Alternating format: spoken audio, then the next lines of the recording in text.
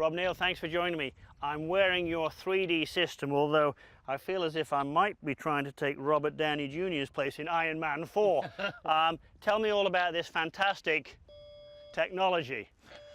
I'll give you the quick version. So we've got sensors on different parts of your body. These sensors come from a company in the US that produces really good quality equipment, and it measures position in space and the rotations simultaneously, very, very accurately and fast.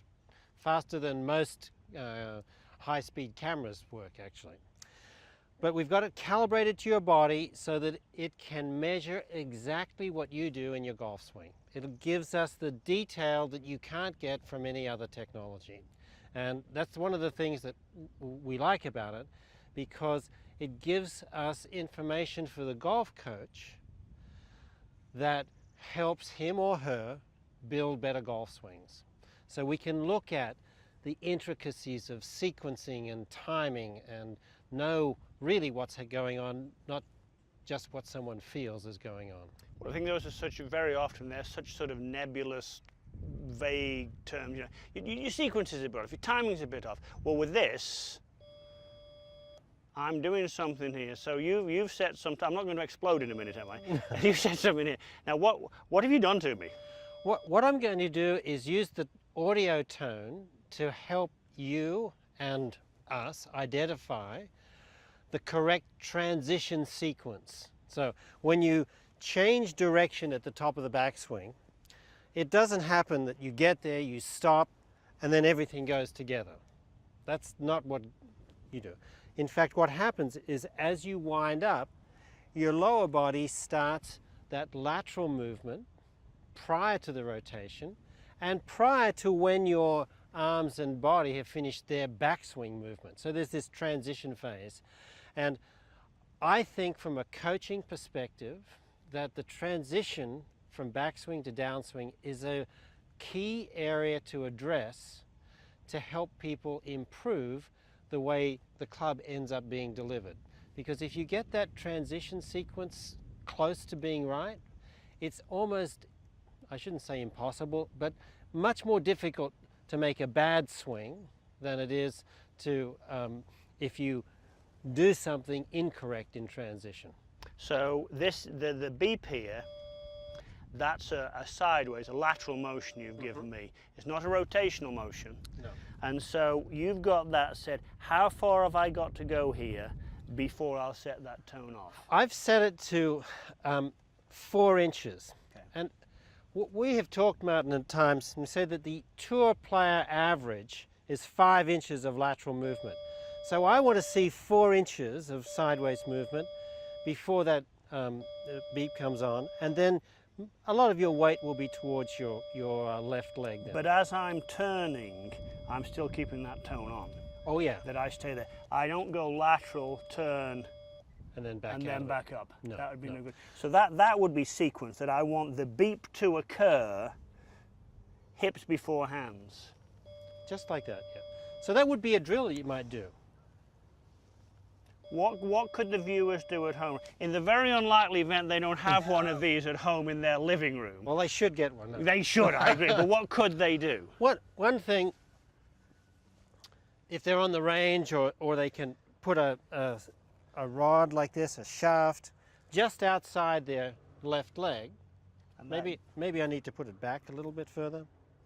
So that gap approximately is then about 4 inches. Should be about 4 inches, yeah. Yeah.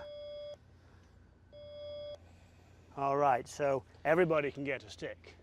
So I want to swing it up, and from a sequencing point of view, close that gap. Yeah, and then kind of once you've got that beep on, or once you've hit the shaft, really then it's rotation, not more lateral. You don't want to just keep sliding, sliding, sliding. You want to get to the shaft and then turn your body to allow the club to have the right flow of energy. That sequence, let me hit one with sequence, and then I want to have you, if you would please, Rob, distinguish the difference between sequence and timing. Sure. Because timing, I don't think many people really know what timing is at all. So come on, Hall, show the world you can do this. You want to beep before the ball. And that's a big stretch for me, which is a big indication for me that I don't always do that. I'll have to work on it. So practice swing, not so difficult. Real swing, when you actually go to hit it, gets a bit more difficult. Here we go again. And that was a bit better. That really does feel a lot more to my left side for me, for sure. And I wouldn't be surprised, Martin, if you hit a few balls like this, that you'd start to feel a bit of stretch down the left side of your thigh, because if you're used to doing this, and I force you to do that, all of a sudden this tissue down the Shall I show you what I'm used to doing? Want to see it again? Cement legs is my name. All right, the difference between sequence and timing. Could I have good sequence and have poor timing? Yes, you can. Yeah, that's possible for sure, because timing is about how you deliver the energy out to the club. And it should be a staircase ascending type thing, where energy from the pelvis gets towards the upper torso and then flows out the arm to the hands and eventually to the club. And if the club goes too early, then you haven't taken advantage of the big engine here that can generate energy but not move very fast. So hands early, not very efficient or not very good timing. Whereas if you have a nice order in which the peak speeds occur with perfect time gaps between them, the energy efficiency is really, really very good. I'm going to ask you, and this is a tough one, I'm going to ask you, do you have what I'll call takeaway drill for timing?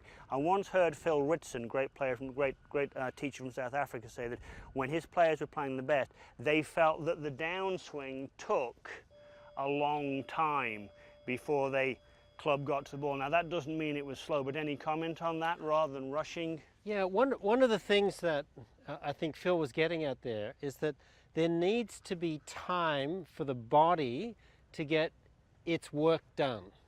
And for most people then it feels so late and foreign that they feel, oh, I can't possibly get the club on the ball if I do this.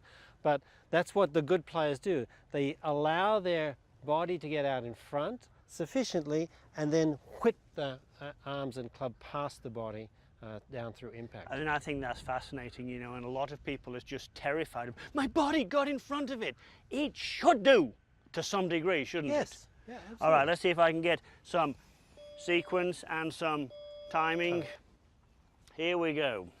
Sequence and timing, best as I've got, I hope. And that was certainly hit very solidly. Yeah. Definitely got that one right in the middle. So if you want to think about it in real simple terms, the sequence is going to be the position. So maybe it's the position of the pelvis, upper torso, and the timing is then when the rotational speeds occur, because that's how we generate most of the energy in a swing. Terrific. Rob, thank you so much. There is a difference between sequence and timing. I think maybe learn the sequence first and get to the timing. It will definitely help you.